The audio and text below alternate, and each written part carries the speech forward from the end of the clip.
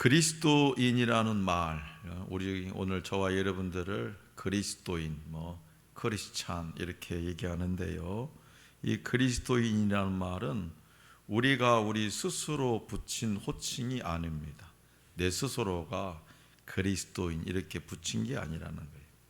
사도행전 11장 26절에 따르면 예수님을 모르는 안디옥 지방에 사는 사람들이 그리스도를, 다시 말해서 예수 믿는 사람들을 가리켜서 처음으로 불렸던 호칭이 바로 그리스도인입니다.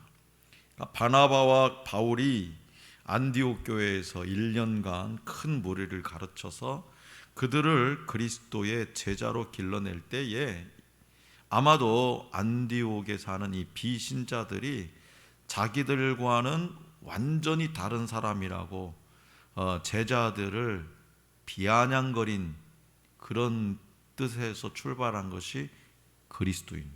그러니까 예수 믿는 사람들을 비아냥거리고 조롱하기 위해서 붙여진 이름이 그리스도인이라는 거죠. 이때부터 그리스도를 따르는 제자들이 이렇게 그리스도인으로 불리기 시작했고, 이것이 특별히 유대인들과도 다른 우리의 어떤 정체성을 결정짓는 그런 호칭이 되었습니다. 그래서 똑같은 야훼 하나님을 믿다 할지라도 유대인 그리고 그리스도인 이렇게 나눠진다는 거죠. 그러니까 이와 같은 사실에서 우리는 한 가지 귀중한 진리를 발견할 수 있는데요. 처음부터 우리 그리스도인은 세상 사람들과는 완전히 다른 존재로 인식이 되었다라는 거예요. 저 사람들은 우리하고 완전 사는 게 다르네. 처음부터 세상 사람들하고 그리스도인들은 완전히 다른 존재로 인식이 되었다는 거예요. 그러니까 비신자들이 보기에 우리는 그야말로 제정신이 아니었어요. 당시에 비신자들이 볼 때 그리스도인들은, 예수님의 제자들이라고 하는 사람들은 정상이 아니었다는 거예요. 제정신이 아니었다. 당시 노예제도, 이 노예제도를 당연시했던 그런 사회 구조잖아요. 근데 그 노예제도가 당연시하던 분위기 속에서도 예수님을 믿는 그리스도인들은, 그 예수님을 믿는 상전들은, 집의 상전들은 자기가 부리는 노예를 뭐라고 불렀냐? 형제로 불렀다. 그건 혁명과 같은 일이에요. 당시에 혁명과 같은 일. 노예는 사람 취급도 않는, 그냥 동물 취급하는 그런 시대인데, 그들을 예수 믿고 변화된 사람이 뭐라고요? 자기 노예를 갖다가 형제라, 자매라 이렇게 불렀다. 그러니까 당시에 그 안디옥 사람들은 이해가 안 되는 거죠. 또 이것만 했냐? 당시에 그 안디옥에 사는 부자들은 어떻게 했냐? 자기 소유를 팔아서 아낌없이 가난한 자들에게 나눠주고, 심지어는 로마 제국의 어떤 비신앙적인 압력에도 전혀 굴하지 않고 신앙의 절개를 꿋꿋이 지키는 모습을 보여줬다. 이게 누구냐? 그리스도인. 이 모든 일이 가능했던 까닭은 뭐냐? 우리 그리스도인들이 예수께서 그리스도이심을 믿는 그 믿음을 가졌기 때문에 그래요. 예수께서 그리스도이심, 다시 말해서 예수님을 메시아로 믿는 믿음은 그런 놀라운 일을 가능하게 하는 엄청난 능력을 발현. 오늘 우리에게 주신 본문 말씀 1절은 이 믿음을 가진 사람을 하나님께로부터 난 자라고 증언하고 있습니다. 그러니까 다르게 말하면 우리는 하나님께 속한 자라, 그런 뜻이에요. 그래서 우리는 하나님의 아들 예수 그리스도를 믿음으로 이 땅에서 이미 천국을 누리며 살고 있습니다. 이미 우리는 천국을, 예수 그리스도를 믿음으로 이 땅에서 이미 천국을 누리며 살고 있는 거예요. 물론 궁극적으로 우리는 천국 백성이기에 장차 천국에서 살 것입니다. 그러나 현재는요, 이 땅, 즉 세상에 발을 붙이고 살아가죠. 우리가 사는 이 세상은 우리에게 삶의 다양한 필요들을 제공해주고 삶을 영위할 수 있도록 도움을 줍니다. 어찌 보면 참 고마운 존재입니다.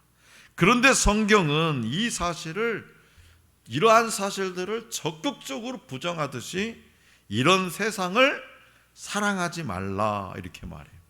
이런 세상을, 우리에게 지금 이 땅에 발붙이고 살아가고 있는데 우리에게 많은 것에 도움을 주고 있는 이 세상을 사랑하지 말라. 더 나아가 세상과 싸우라 이렇게 말합니다. 본문 말씀 5절에서는요, 예수께서 하나님의 아들이심을 믿는 자가 아니면 세상을 이기는 자가 누구냐라면서 예수님을 믿는 믿음의 성도가 세상을 이겨야 함을 강조하고 있습니다. 그렇다면 왜 우리에게 세상을 미워하고 싸워 이겨야 한다고 가르치는 것일까요? 죄를 짓고 하나님을 떠나 이 공중 권세를 잡은 마귀의 통치를 받는 세계인 이 세상이 있습니다. 마귀의 통치를 받는 세계, 그게 뭐냐? 이 세상이 어떤 사상이나 가치관이나 삶의 방식 모두가 마귀의 통치 아래에 있는 그런 세상이, 성경이 사랑하지 말라는 세상은 바로 이 세상을 의미하는 거예요. 요한일서 2장 16절은 세상을 왜 사랑하면 안 되는지 그 이유를 설명해 줍니다.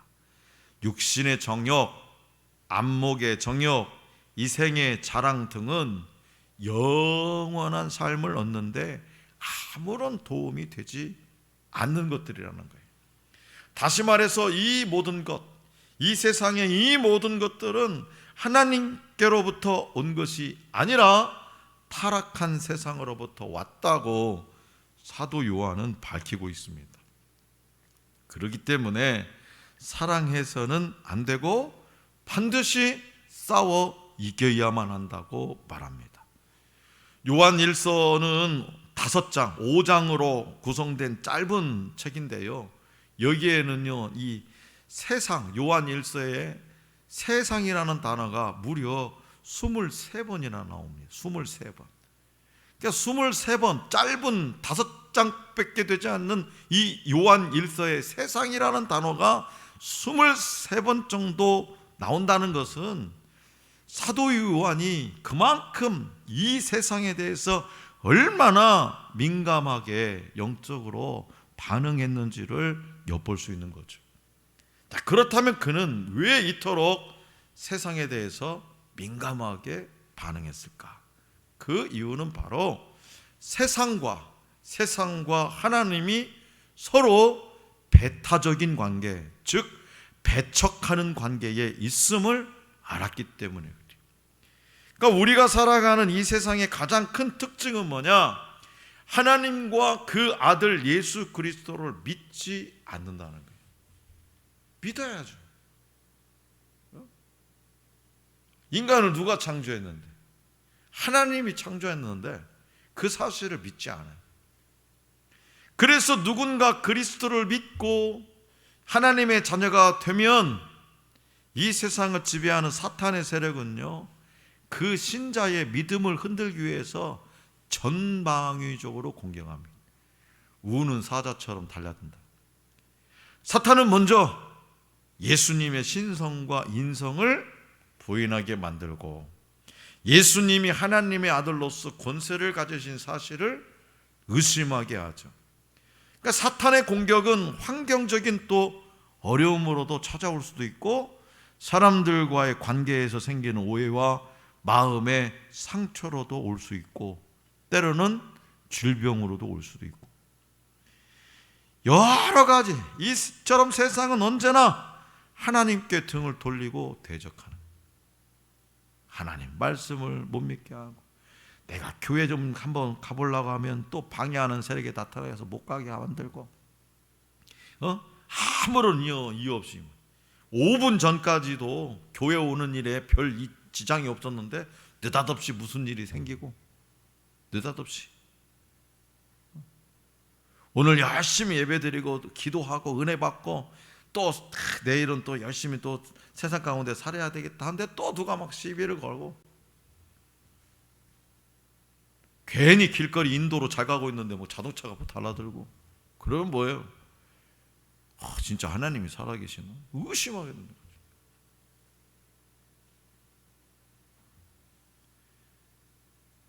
이런 세상을 하나님의 자녀인 저와 여러분이 어떻게 세상을 사랑할 수 있겠습니까? 그런 순간들을 맞이할 때마다 때로는 나도 모르게 일어나는 분노, 그 분노를 가라앉히는 것도 쉬운 일이 아닙니다. 그래서 세상을 사랑하지 말라라는 이 경고의 말씀은 하나님보다 세상을 더 높은 우선순위에 두고 몰두하지 말라, 그런 뜻이. 하나님보다 세상을 더 높은 우선순위에 두고 몰두하지 말라. 하나님을 사랑하는 마음으로 믿음을 지켜서 마지막까지 순결한 삶을 살아가는 자가 하나님의 자녀라고 말씀하고 있어요. 믿음에는요, 우리가 믿음 생활이라고 하죠. 이 믿음에는 두 가지가 있어요. 먼저는 구원하는 믿음이 있어요. 구원하는 믿음. 이것은요, 우리의 의지와는 전혀 무관하고요, 우리가 중생, 즉 거듭남을 경험할 때에 성령께서 우리 안에 일으키시는 믿음이에요. 흔히 예수 믿고 구원받는다라고 말할 때 그 믿음이에요. 우리의 의지하고는 전혀 상관없이. 구원하는 믿음은 모든 성도들 가운데 어떤 질적으로나 양적으로나 아무런 차이가 없어요. 이런 구원하는 믿음은 우리의 의지와는 전혀 무관하게 전적으로 하나님의 선한 의지가 작용한 결과예요. 내가 예수님 믿어, 그럼 믿으면 구원하는, 내 구원받는 믿음이에요. 또 다른 믿음은 뭐냐? 신뢰하는 믿음이에요. 신뢰.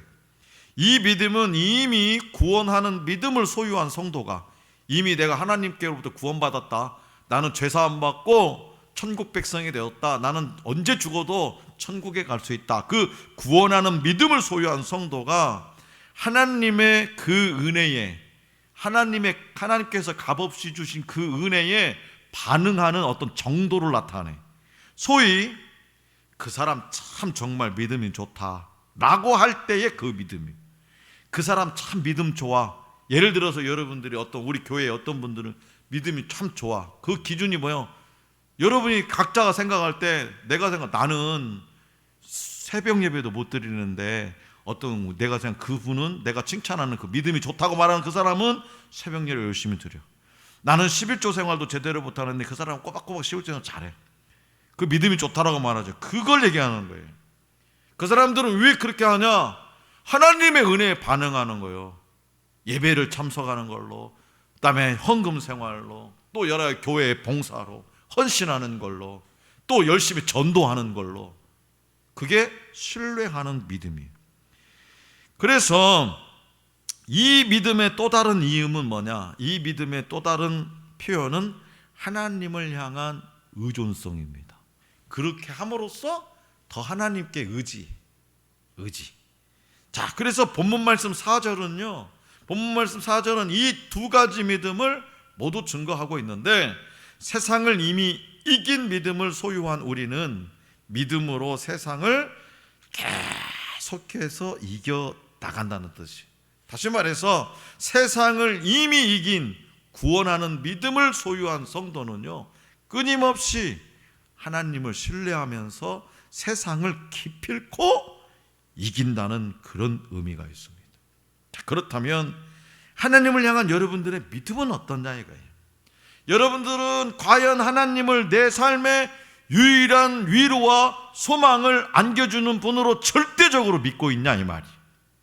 지금 내가 세상을 살 수 있는 이유가 바로 하나님이라고 진심을 담아서 고백하냐 이 말이에요. 내가 가장 힘들고 아프고 어려운 순간에 하나님만이 나의 위로자가 되신다고 확신하냐 이 말이에요.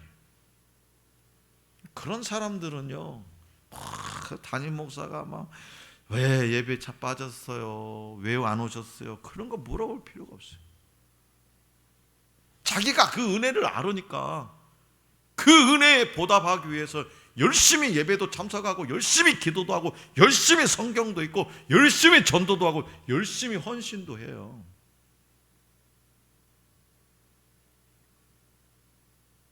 확신하네 이 말이에요. 제가 지난주에 오래간만에 대학교회 목사님 최규현 목사님한테 전화를 한 통했어요. 어떻게 지내시냐고, 무더위에 잘 지내시냐고 너무 전화 주셔서 고맙다고 하는데 요새 코로나 때문에 예배드리기 힘들지. 서로 다 힘들죠. 근데 목사님 하시는 말씀이 뭐냐, 장날에 마스크도 안 쓰고 돌아다니는 권사님이 몇 번 봤대. 그 서재에서 보면 딱 다 보이거든. 장날에 권사님이 마스크도 안 쓰고 장날에 그냥 여기저기 왔다 갔다 하더라는 거지. 그 주일날 예배를 안 들어오셨어. 저는 권사님 어떻게 오늘은 이번 주일은 예배를 왜 이렇게 안 들으셨대? 왜 못 오셨대? 그때 목사님 코로나 때문에 못 갔어요. 참, 요즘요 이게 성도들이요 피할 때가 너무나 많아요. 아주 큰 장막에 쳐져 있는 것 같아요. 코로나 때문에 주일날 예배 못 드렸다는 거예요. 권사님인데 우리가 잘 생각해 봐야 돼요. 하나님을 향한 우리의 믿음이 어떻냐 이거야. 과연 하나님을 내 삶의 유일한 위로와 소망을 안겨주는 분으로 절대적으로 믿고 있냐 이 말이야. 내가 가장 힘들고 아프고 어려운 순간에 하나님만이 나의 위로자가 되신다고 확신하냐 이 말이야. 그런 사람들이 힘들고 아프면 예배당에 나와서 하나님을 만나려고 하지 어디 친구 만나러 가겠습니까? 친구 만나서 내 고민거리 털어놓겠습니까?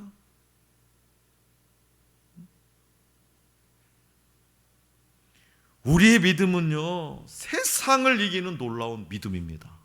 우리의 믿음, 구원하는 믿음, 신뢰하는 믿음, 구원하는 믿음만 내게 있어도 구원하는 믿음만 있어도 예수님이 이 땅에 오셔서 우리의 죄를 뒤집어 쓰시고 십자가에 죽으셨다는 사실을 믿는 우리의 믿음이 바로 그러한 능력이라는 거예요. 이 사실을 믿으십니까? 정말? 이 사실을 믿냐 이 말이에요. 이것은 질문을 안 해야 돼. 강단에서 담임 목사가 이런 질문을 안 해야 되잖아요. 다른 어떤 것보다 바로 이 사실을 믿는 것이 우리의 정체성, 즉 우리가 그리스도인이며 지금도 살아 역사하시는 하나님의 자녀임을 결정짓는 요소라는 사실을 기억하시기 바랍니다. 미국 플로리다주에 사는 마크 씨가 아침에 출근하다가 교통사고로 그만 세상을 떠나고 말았어요. 병원으로 옮겨졌지만 의사로부터 사망 진단을 받았어요. 그래서 그의 몸에는 어떻게 해요? 죽은 사람 하얀 천이 덮였죠. 가족들은 슬픔에 휩싸인 채 이제 장례식을 준비했어요. 그런데 놀랍게도 이 사람이 다시 살아나. 차가 빵 충돌하는 순간에 심한 충격으로 몸의 생물학적 기능이 정지가 된 거예요. 그러다가 어느 순간에 다시 몸이 정상적으로 돌아온 거죠. 흔한 일은 아니지만 실제로 이런 경우가 있어요. 우리 중부교회 어떤 장로님도 복국을 드셨는데 다 죽었다고 장례식 준비했대요. 3일장. 근데 살아나셨대요. 실제로 그런 일이 있어요. 마침 잠에서 깨어난 것처럼 이제 부스스 일어난 마크 씨가 머리만 조금 띵한 정도였대요. 그래서 그는 주변에 왜 이렇게 사람들이 모여 있는지, 그리고 자신이 왜 이렇게 하얀 천을 덮고 있었는지 어리둥절했어요. 시간이 지나서야 이게 사람들의 설명을 듣고 자신에게 엄청난 일이 있었다는 사실을 알았어요. 의사는 다시 깨어난 그 마크 씨를 진찰을 하고서는 다시 살아났음을 의학적으로 확인을 해줍니다.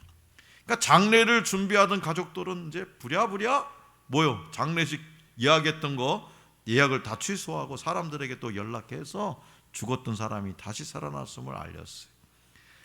장례식에 참석할 예정이었던 조문객들이 이제는 죽었다가 살아난 것을 축하하는 축하객으로 바뀌었다는 겁니다.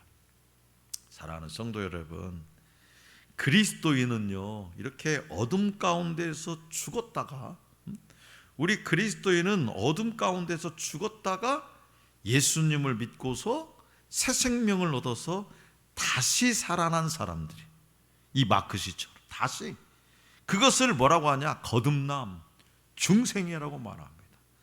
다시 사는 제2의 인생이에요. 재창조입니다. 거듭남의 순간에 드라마와 같은 어떤 극적인 어떤 현상이, 마크시와 같은 그런 현상이 없었다 하더라도, 그것이 언제 일어난지 알 수 없이 이루어졌다 하더라도 새 생명을 얻는 것은 확실합니다. 그래서 새 생명을 얻은 그리스도인, 새 생명을 얻은 그리스도인은 세상을 이긴 사람들이에요.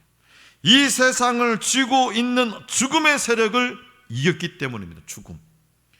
그래서 세상을 이긴 사람이 이 세상을 두려워해서야 되겠습니까? 하나님의 아들이신 예수님을 믿는다는 것은요, 단순해 보이지만 그 안에는요, 우리가 생각하는 것보다 훨씬 많은 내용이 담겨 있어요. 하나님을 믿기 전에는 그냥 박형규였는데 뭐예요? 하나님을 믿는 순간부터 하나님의 사람 박형규가 되는 거예요. 항상 누구라도 그건 영적인 의미가 담겨 있는 거예요. 하나님의 사람 박형규는 하나님이 이제 앞으로 눈동자처럼 지키겠다는 거예요. 예수님을 믿어서 구원을 얻은 자는요, 하나님과 사람을 사랑하며 또 믿음으로 세상을 이깁니다. 그래서 말씀에 비추어 우리가 믿음에 있는지, 그리고 예수님이 우리 안에 새 계신지 스스로 확증할 수가 있어야 돼요. 예수님이 우리 안에 계심을 확신한다면 우리는요, 그 무엇도 두려워하지 않을 겁니다. 자, 인생의 혹독한 무게가 아무리 나를 눌러도요, 넉넉히 그것을 이겨내는 믿음이 바로 오늘 저와 여러분의 믿음인 거예요. 믿음의 선배들도요, 모두가 그 믿음을 지키면서 세상의 환난과 핍박을 이겨냈어요. 그러므로 믿는 자들이 세상을 이길 수 있는 것은 자신의 능력이 아니라 하나님으로부터 태어났기 때문이라는 사실을 잊지 마시기 바랍니다. 믿음이 변질되고 타락하는 일이 많은 이때에 기도와 말씀으로 깨어서 세상을 이기며 살아가는 우리 모두가 될 수 있기를 간절히 기원합니다.